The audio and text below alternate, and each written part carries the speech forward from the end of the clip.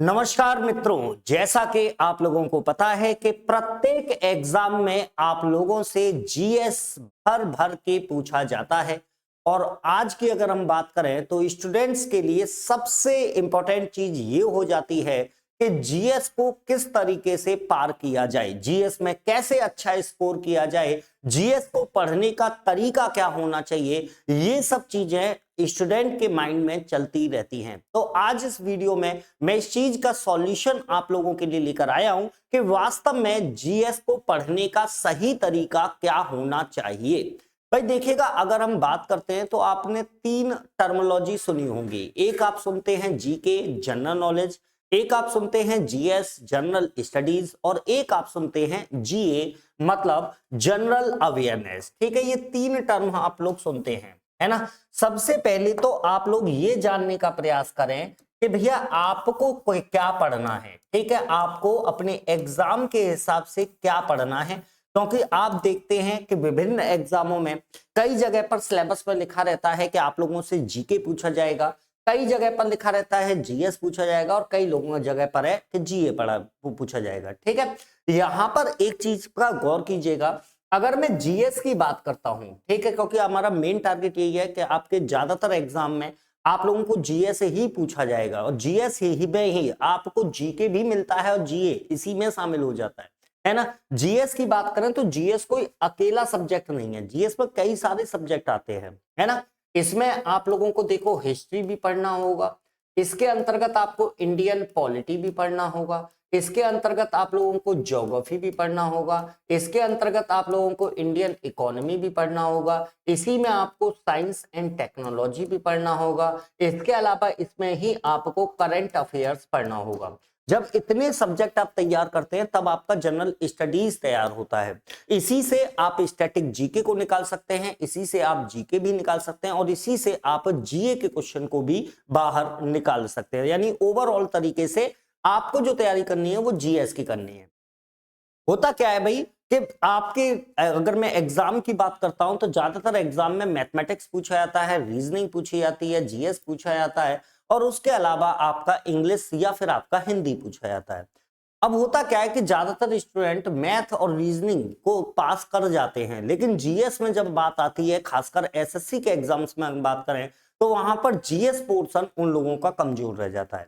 अब जीएस के कमजोर रहने के पीछे रीजन क्या है, ठीक है, तो एक चीज आप देखिएगा कि आप लोग क्या करते हैं, ज्यादातर स्टूडेंट्स क्या करते हैं कि वो जीएस को एक रटने वाला सब्जेक्ट समझते हैं। ठीक है, जीएस को ये मानते हैं कि भैया एक लूसेंट की किताब खरीद लाएंगे, उसका रट्टा मार देंगे और भैया काम हो जाएगा। तो एक चीज आप सोचिएगा कि केवल अगर लूसेंट का ही रट्टा मारने से अगर सिलेक्शन हो रहा होता तो भैया हर व्यक्ति लूसेंट ही पढ़ के चला जाएगा।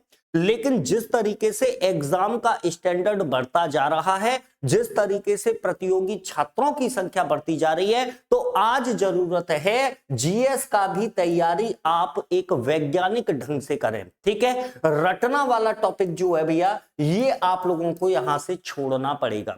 अब यहां पर एक और चीज मैं आप लोगों को बताना चाहता हूं कि जीएस को पढ़ने का सही तरीका क्या होना चाहिए।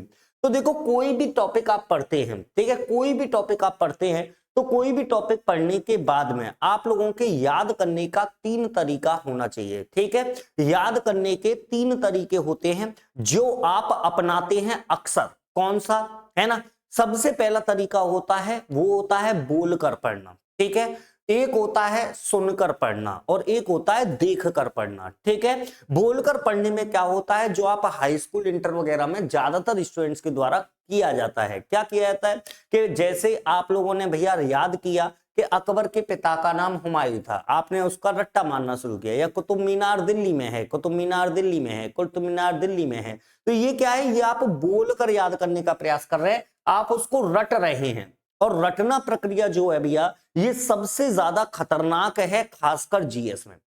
दूसरी चीज, दूसरे तरीके से याद करना जो होता है वो होता है बोलकर याद करना। ठीक है, वो होता है सुनकर याद करना।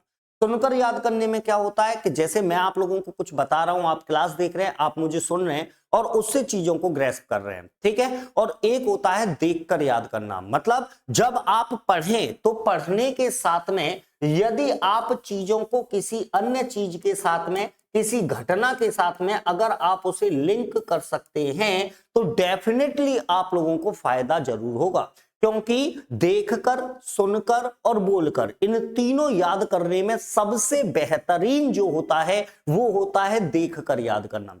यदि आप चीजों को, घटनाओं को आपस में जोड़कर पढ़ सकते हैं, यदि एक घटना से लिंक करके आप अन्य चीजों को भी बता सकते हैं, तो वो याद करना सबसे अच्छा याद करना होता है। तो ये तो आप याद रखिएगा, आपसे आपको क्या करना है, देखकर याद करना प्रारंभ करना है।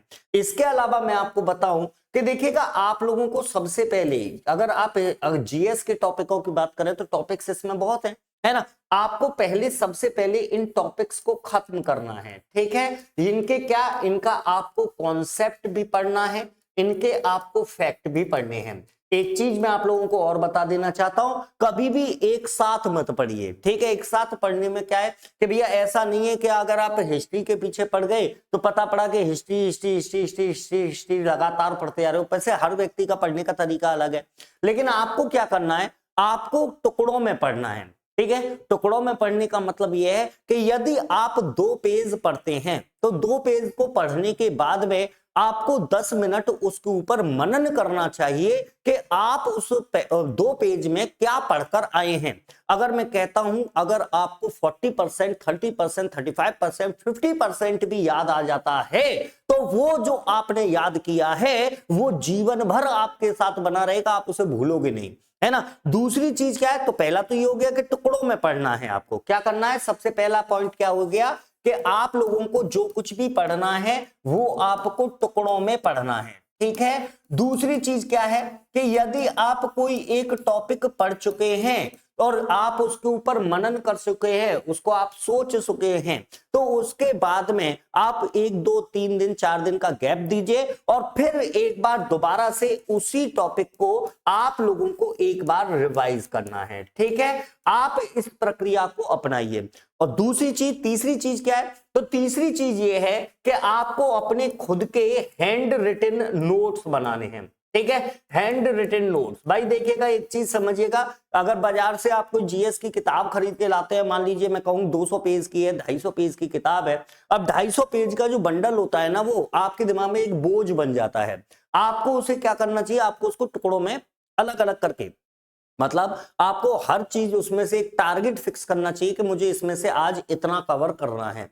दूसरी चीज, अगर उस 200 पन्ने की किताब को अगर आप अपने हैंड रिटन नोट्स में, अगर मान लीजिए मैं कहूं आप इसे 50 से 60 पन्नों में ले आते हैं, ठीक है, मतलब जो जो जरूरी चीजें हैं उनको आप नोट डाउन कीजिए। जरूरी ये थोड़ी है कि सभी सभी सारा कुछ तो पढ़ने की आवश्यकता नहीं होती ना, किसी भी चीज के शॉर्ट नोट्स बनाए जाते हैं। तो भैया सबसे जरूरी चीज ये है कि जीएस में आप लोगों को शॉर्ट नोट्स बनाने हैं। ये शॉर्ट नोट्स होते हैं ना भैया, ये भैया बहुत ज्यादा इंपॉर्टेंट होते हैं जब आपका एग्जाम का टाइम आ जाता है। जब एग्जाम में आपके 15 दिन, 10 दिन, 20 दिन का समय रह जाता है, उस समय पर ये शॉर्ट नोट्स जो हैं यही आपकी मदद करते हैं, ठीक है। तो भैया जीके और जीएस या जीए, इनको पढ़ने का तरीका आप लोगों को बदलने की आवश्यकता है। रटना आप लोगों को बिल्कुल बंद कर देना है, इन प्रक्रियाओं को अपनाना है, टुकड़ों में चीजों को पढ़ना है, उनको रिवाइज करना है, हैंड रिटन नोट्स बनाने हैं और उनको अपने शॉर्ट नोट्स में कन्वर्ट करना है। और मुझे पूरी उम्मीद है यदि आप ऐसा करते हैं तो 100% आप लोगों को फायदा पहुंचेगा। और आप ऐसा करके देखिएगा, 1 महीने तक इस प्रक्रिया को अपना कर देखिए, अगर आपको फायदा होता है तो कमेंट कर मुझे जरूर बताइएगा। इसके अलावा मैं आप लोगों को एक चीज और बता देना चाहता हूं कि भैया एग्जाम विधि परिवार के द्वारा एसएससी का फाउंडेशन बैच प्रारंभ किया जा रहा है, ठीक है। इसी शुक्रवार से ये बैच प्रारंभ हो जाएगा, जहां पर जो ऐसे बच्चे हैं जो एसएससी के विभिन्न एग्जाम्स की तैयारी कर रहे हैं और बिल्कुल स्टार्टिंग से चीजों को पढ़ना चाहते हैं, तो उनके लिए परिवर्तन बैच जो है वो इसी शुक्रवार से YouTube पर आपके स्टार्ट होने जा रहा है, जहां मेरी जीके और जीएस की क्लास सुबह 10 बजे से प्रारंभ होगी, ठीक है। तो इसी के साथ आज की इस वीडियो में मैं आप लोगों से विदा लेता हूं। नेक्स्ट वीडियो में आप लोगों से दोबारा मुलाकात करूंगा, तब तक के लिए जय हिंद, जय भारत।